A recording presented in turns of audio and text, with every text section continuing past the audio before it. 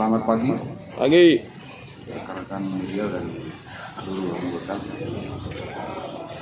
Pada hari ini kami pada Polres Nabire menyampaikan rilis terhadap pengungkapan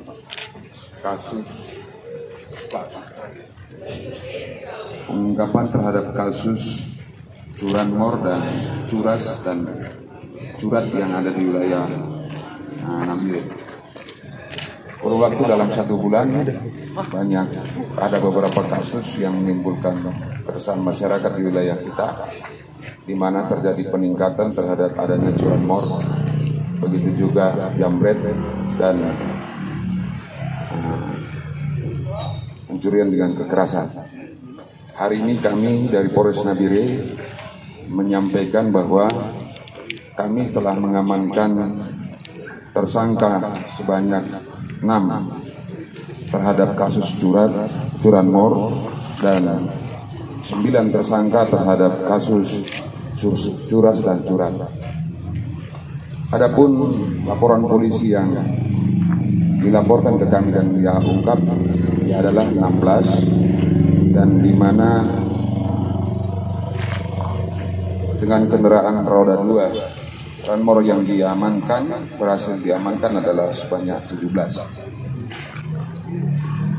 Dan kasus ini akan kita kembangkan terus, dan untuk menciptakan rasa aman, nyaman di masyarakat Nabire, maka terhadap kasus curanmor kita akan ungkap sampai pelaku dan pembeli. Jadi kami sampaikan kepada penadah 480 pembeli barang-barang hasil curian, kita akan proses sampai ke akar-akarnya. Jadi kami minta bagi masyarakat yang sering membeli kendaraan-kendaraan yang tidak dilengkapi dengan surat-surat, tentu akan berdampak hukum terhadap yang bersangkutan. Begitu juga kami menghimbau kepada masyarakat yang menggunakan kendaraan roda 2, terutama yang memarkirkan kendaraannya, karena modus operandi yang dilakukan adalah di mana mencari kelengahan daripada pengguna kendaraan atau pemilik kendaraan tersebut. Itu yang banyak, di mana mungkin parkir tidak mencabut kunci kontak, begitu juga parkir tidak dalam posisi kendaraan dikunci stang atau tanpa kunci double. Jadi saya minta masyarakat, untuk kita bisa terhindar daripada korban kejahatan pencurian ini, untuk melengkapi kendaraannya dengan kunci ganda apabila diparkirkan. Karena modus yang banyak adalah apabila melihat situasi rumah sepi, kendaraan terparkir, itu yang modus yang sering dilakukan oleh pelaku. Begitu juga terhadap pelaku ini yang terkait dengan jaringan, adanya 1 tersangka inisial daripada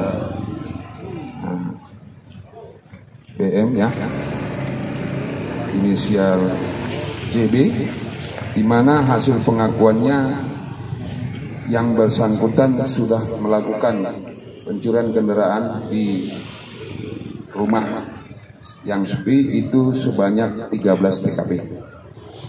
Ini akan kita kembangkan terus, dan kami minta dukungan masyarakat untuk berhati-hati juga dalam hal curas atau jambret, ya, karena di sini para pelaku mengintai para korbannya yang lengah. Ya, jadi kalau menggunakan perhiasan ataupun membawa barang harus dalam keadaan safety. Perhatikan keselamatan. Ini yang perlu kami sampaikan untuk inisial dan keterangan lengkap tentang pelaku. Nanti silakan langsung rekan-rekan dengan Wakasat Reskrim dan Kawau di sini untuk lebih rinci terhadap kasus-kasus kaitan dengan adanya curanmor dan curat ini. Saya kira itu. Terima kasih. Kita tetap jaga keamanan Nabire untuk ke depan kita dapat menyongsong PSU dengan aman dan damai. Ya, dari pelaku curas yang ada dan curat yang ada tidak saling benar, jadi bukan merupakan suatu jaringan. Jadi tidak merupakan suatu jaringan, kecuali yang tadi, Ranmor tadi. Dan banyaknya kendaraan ini dijual ke wilayah pegunungan. Ya, dijual ke wilayah pegunungan. Ini nanti tentu akan menjadi tindak lanjut kami berkoordinasi dengan satuan-satuan kepolisian yang ada di pegunungan untuk lakukan tindakan lebih intensif lagi dalam hal operasi kendaraan di atas. Dan juga kami ingatkan hari ini Nabire sudah menjadi wilayah yang terbuka dengan terbukanya akses jalan baik ke pegunungan maupun ke Manokwari maupun ke wilayah lain melalui laut. Tentu kasus-kasus seperti ini banyak yang masuk, terjadi peningkatan. Saya minta kita lebih waspada dan lebih menjaga safety supaya kita tidak menjadi korban daripada kejahatan itu. Terima kasih.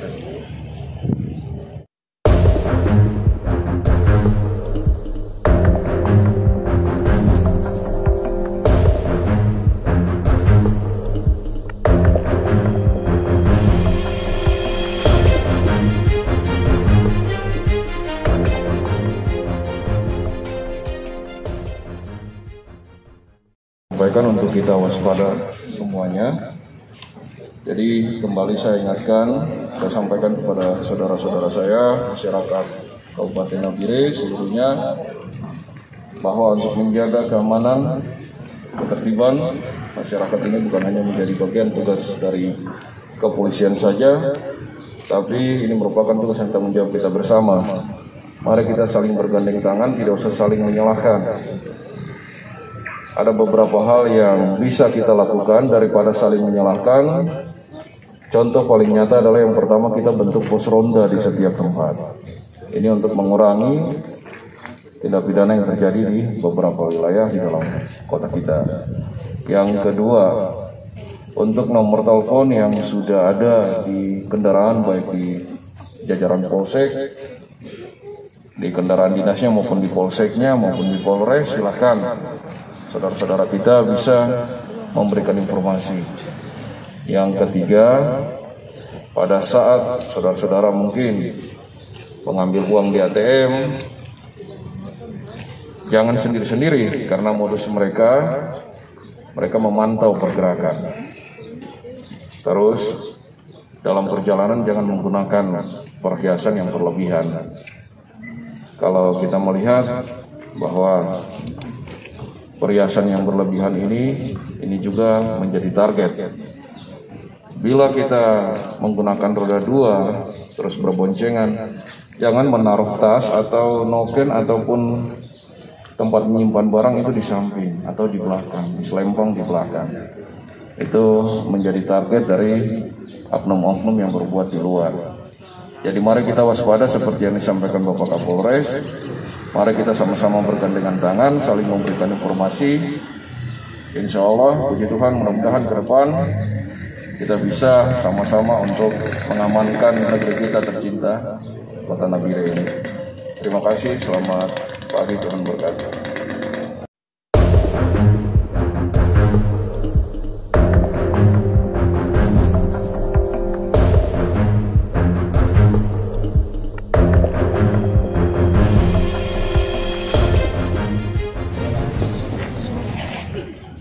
Jadi yang BB yang kita amankan ini itu gabungan dari Reskrim Polres Nabire, Polsek Kota, dan Polsek Nabar.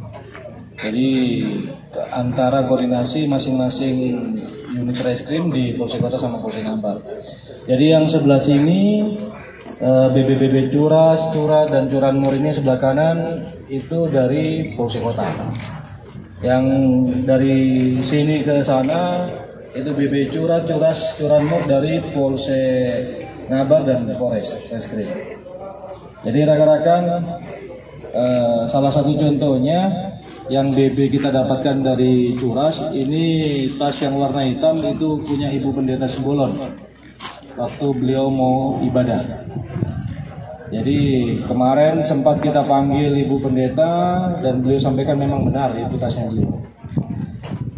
Jadi untuk total keseluruhan BB nanti rekan-rekan bisa lihat, nanti rekan-rekan bisa hitung. Ini ada dari Polsek Kota ada beberapa BB HP, ada HP Samsung, ada HP Oppo dan lain-lain. Untuk linggis, untuk mereka lakukan curhat biasanya untuk masuk rumah itu mereka pakai linggis ini, linggis besar sama linggis kecil.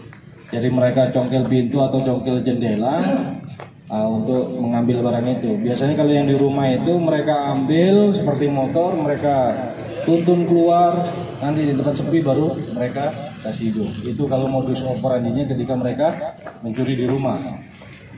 Untuk modus operandinya ketika mereka curanmor, jadi rata-rata itu bervariasi.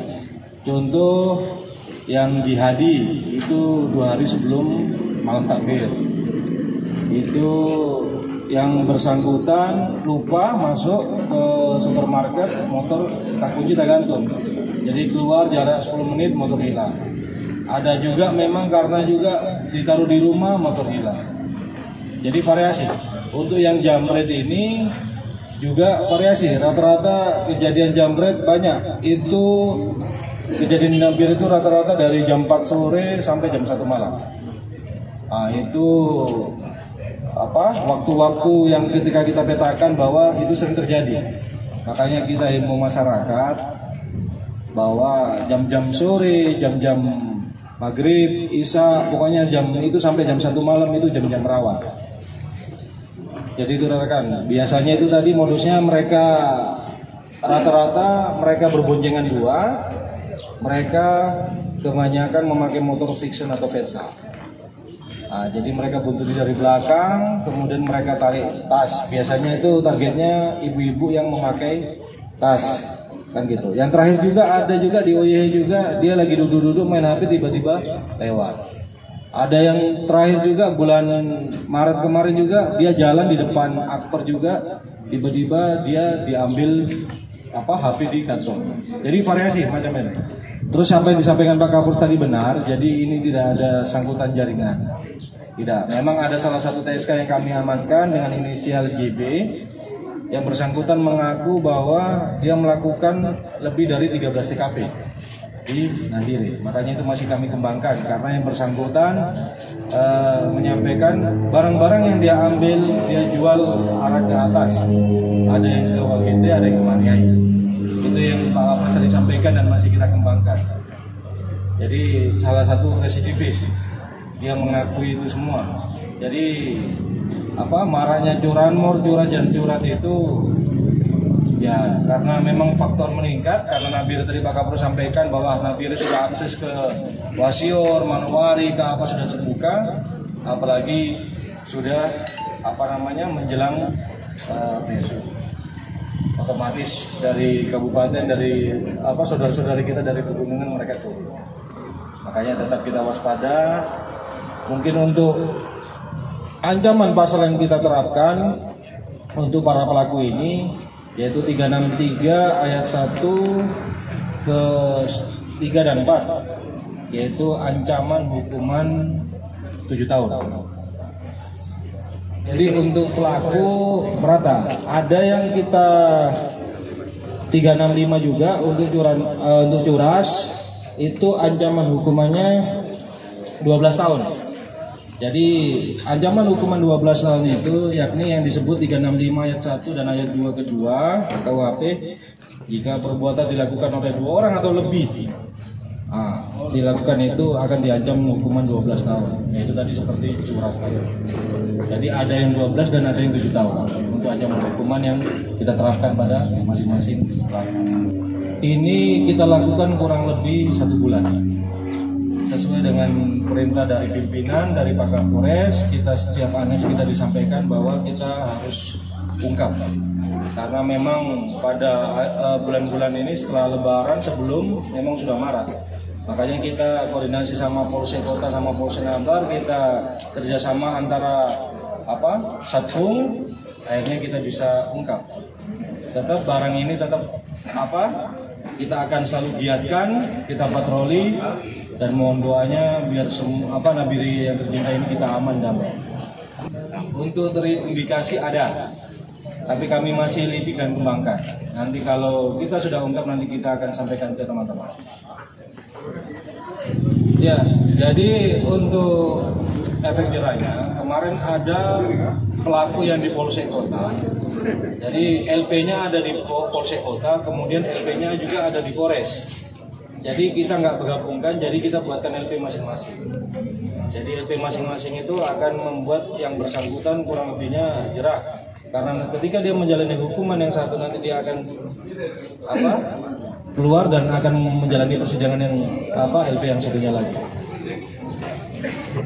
Untuk 480 ada satu inisial, jadi kita terapkan pasal 363 atau 480 karena yang bersangkutan mengatakan bahwa dia pembeli. Nah, cuma kami punya keyakinan bahwa dia mungkin juga 363, makanya kami ataukan karena salah satu yang kita membuat keyakinan penyidik itu bahwa dia tidak bisa membuka HP-nya. Jadi dia nggak bisa buka passwordnya.